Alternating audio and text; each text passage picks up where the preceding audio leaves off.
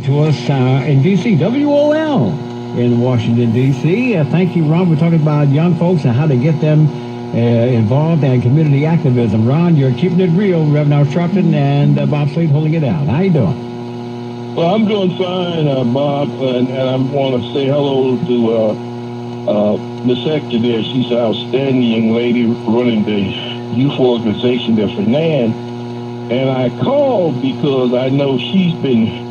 and everybody at the convention. Unfortunately, I had to stay here in Washington because of this large march here. But I called in to let her know that a young lady with the Nova Foundation, a young African-American sister, has just received a $90 million grant from the Buff Foundation to help young women of color. And she's targeting organizations in the Southeast region to work with young women of color in danger. And I thought getting this information to her would be very, very important because I think that she would know organizations on the ground that she's been working with that she could work with this young lady. It's called the NovaFoundation.org. It's the NovaFoundation.org. And the other thing I wanted to say to her is that my organization is called the Positive Change Purchasing Cooperative, and we have developed a program called Solar Now in the Future with its economic impact on Black America. And I would love to let her know that we have targeted this program to educate our young African-American students at our HBCUs on the solar and renewable energy industry that generated $200 billion in this U.S. economy last year, $1.4 trillion. And I think it's something that energy can be leveraged to deal with a lot of our economic woes. When we spent $41 billion for energy in this country as African-Americans in 2009. So I think that the solar and renewable energy industry is an area that our young people need to be going into and developing their own businesses in that field. And I'm going to leave my website address. It's called PositiveChangePC.com. PositiveChangePC.com. And there you can go there and click on our news and events tab, and I think you will be very, very, it will open up a lot of horizons because we've done a lot of research and development to put this thing together to try to educate our young people.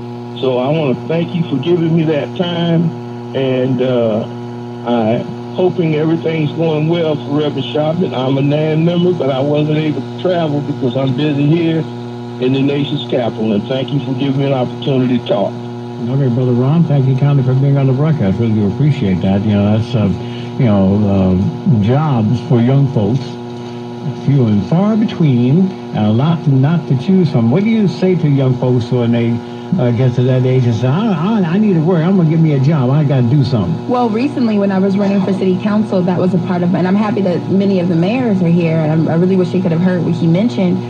Recently, when I was running for city council, that was something that I was really advocating for, partnering and working with technical schools within that community to really push for a more sustainable and environmentally friendly community and really teach young people how to put up solar panels and different things like that, and to be more, because we talk about building jobs for young people, but I think that we need to begin building careers for young people, and the energy and the technology and the STEM fields, it's where it's at. And so I really appreciate his comments, because that's something that I've been very, very passionate about, and I really wish I could have gone to that march, but I was here. That march is what, in D.C. now? Yes, it's in D.C. They actually had one last week, and they're actually having one again.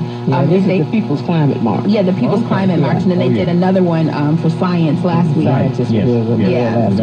I was very, I really wish I could have gone there as well, but I'm here. 877-532-5797.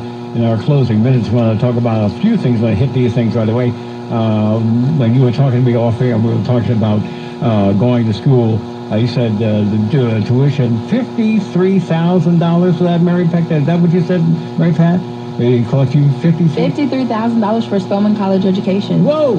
Yes, Grand definitely. My goodness. That's gone. No, again, I do want to give. So we have the mayors here, but I'm going to give props to Governor Andrew Cuomo, who recently came out and said, they're going to provide free tuition for young kids who want to go to college in New York. And this is a New York State, and I think it's fantastic. That's a great move. I mean, and more. Officials should be doing that. More governors should be participating in something like that. I mean, because like you said, $53,000 is no joke. Right. It's a lot of money. Well, I wish we were as progressive in the state of Georgia as they were in New York City. But hopefully, with John Ossoff as our next congressman, that will may change. happen. You never know that election. When's that runoff? There's a runoff, right? No, we got 2 more months. Yeah. 2 more months. Yeah, it's coming up, so get ready for that. Yeah, that's going to be interesting. That's going to be. By the way, you bring that up. That's interesting. Politics. We always like to talk politics and politics. What's the latest on that? Is he still leading? He won the primary with 48% of the votes. He did. And but now it's going to be all the Republicans against him. Yeah, well, President Trump is actually in Atlanta as we speak, and he is not talking really well. First of all, he's not even in the district. But, he's no fan of John Ossoff, and neither are any of the Republicans in the state of Georgia.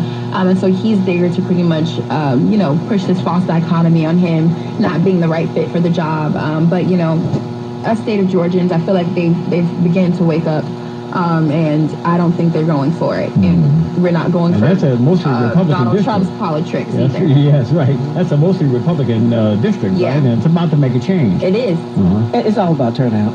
It Right. is. It was the hardest thing is to get, and so I think the numbers are there for it to happen, but it's really all about turnout. And I wanted, while I hadn't seen Mary Pat, I just want to just lift her up, because when she ran, and then you won, you just didn't get quite enough numbers, but you won. And I think what's important is that young people run for office. Right. Be prepared to run, right?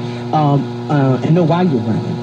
And so with the changes that are taking place, that I started talking about, the fact that in some cases, in many cases, it's really going to be about what's happening on local level. That's why I can't wait to come hear the mayors that are in the room and what they have to say, because they're on the ground. I worked for the late Maynard Jackson in my younger years, and how important it is that all politics is local, is real. Yes. And so when you start talking about next year's 2018 election, and even this year for the matter of fact, Virginia has the governor's race, New Jersey has the governor's race, how important it is that we're going to have to really go local and trying to make sure that we have quality of life for our communities. Right. And when it comes to what happens with these governor's races, when the mayors make good policy, what you're having now is you're having these state legislators that are ripping apart the power of local government. So we have to fight, and we have to also run for office. All those young people who were frustrated about what happened last year, we were saying, hey, learn about the policy, learn about the process. You're never too young to run. And Mary Pat showed what you can do in saying, we were like, well, Mary, sure. And Mary Pat, you sure? And she was sure about it because she wants to make a change. And when you think about all movements, young people are always leaving. And so we need young people to get out there and get more of them to run. By the way, you have a call who wants to talk to you, Mary Pat. This is a woman named Gladys Lee. She's from Huntsville, Alabama. She's listening to us on WEUP radio.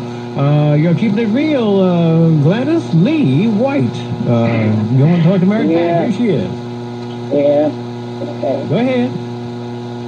Are you here? Yeah. Yeah. Is this her? I'm going to talk to you off the phone. I'm going to talk to you off the radio, though. I'm listening. Yeah. You just want to talk off the radio. All right. Well, we'll have to do that at some point. Well, yeah, definitely. Well, my number is 678-732-0405. That's my work number for Nan. So you can call me at any time.